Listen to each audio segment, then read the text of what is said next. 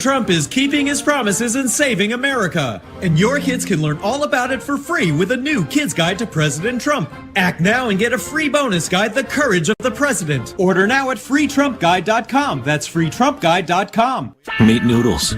She's part short hair and part ninja. Meet the Bissell Crosswave Hydro Steam.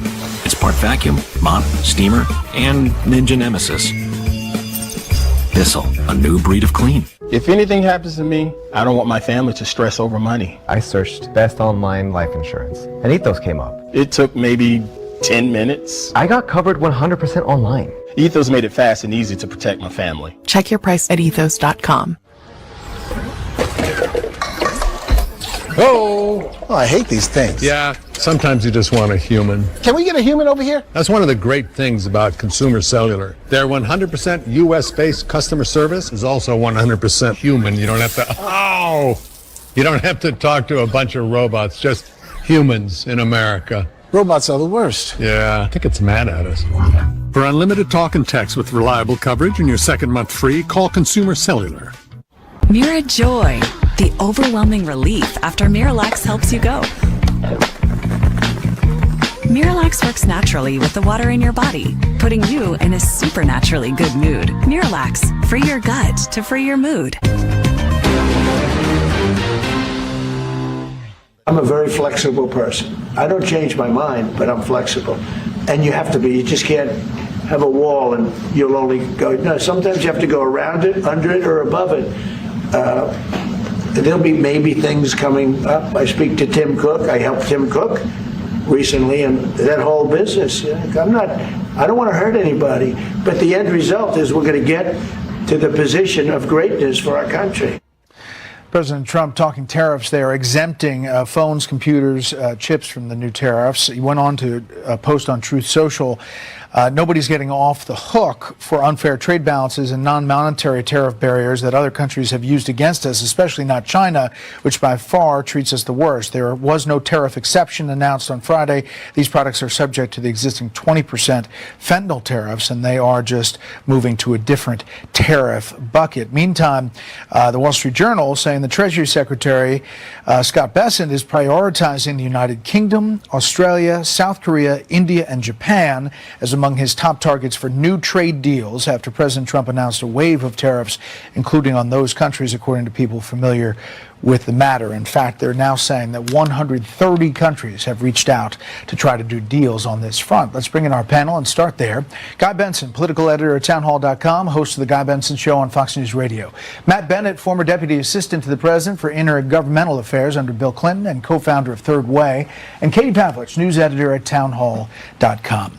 Guy, I think that there is some concern about the messaging, about how it's being talked about. If you go to the Sunday shows and the Commerce Secretary and Peter Navarro, and how the president talks about it, and how Scott Bessent talks about it, being flexible and doing deals. That's where I think there's a little opening. There's Navarroism, there's Bessentism, and the president seems to have a foot in each camp. And the markets are gyrating every day depending on which of those two sides he seems to be leaning in favor of more. It does seem like business owners, employers, that sort of thing. I think it would behoove the administration immensely to roll out fairly soon specific wins and trade deals with some of these low-hanging fruit countries, saying, look, this is the victory for the American people. We are not just willing to negotiate, we're doing it, we're getting things done. That might settle things down a lot. Matt, politically, isn't there a side of this that benefits the president, with steel workers, with union workers who do believe that the U.S. has been getting screwed around the world for a long time? Yes, for now. There's no question that some of those union-type workers were in favor of these. But, boy, they haven't experienced the price hikes that will be coming unless they can figure out what to do about China. Right now, if that 145% tariff remains, almost everything you buy, no matter who you are, is going to skyrocket in price. And I don't think they're prepared to deal with the blowback from that. The other thing is, to Guy's point, this is really going to hurt a whole bunch of American businesses. People that are importing things from China, people that need parts from China and from other places around the world. So the pain from this hasn't been felt yet. I think the upside may be fleeting. It does seem, Katie, like the China part and putting the screws to China is going to stick, or at least in the president's mind so far, it does. NVIDIA announcing to the manufacturer American-made AI supercomputers in the U.S. for the first time, working with its manufacturing partners to design and build factories that for the first time will produce NVIDIA AI supercomputers entirely in the U.S. That's ultimately the goal, to bring all those companies from China and wherever they are to the U.S. shores. Although there are no solid written sealed deals on the table yet, the Trump administration has proven the point that the world needs the American market, which is why you've seen 130 plus countries calling and saying we want to come up with some kind of negotiation and deal. You're also seeing the Treasury Department today issuing direct statements from Scott Bessent about these negotiations. He talked to the president of Argentina, for example, today, and they put out a readout on those calls talking about tariffs and the way forward.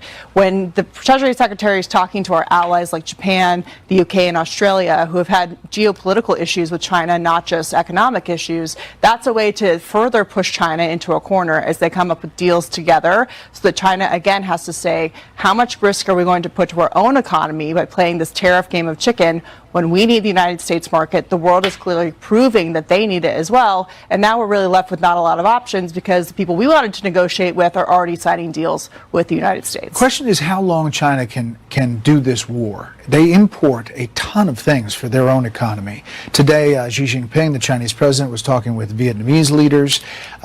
It seems like they're trying to figure out how to do this, but how long they can survive with this battle is really the question. Yeah, it's not just a concern for the United States and the pain that we might feel here. It's very much true over there as well.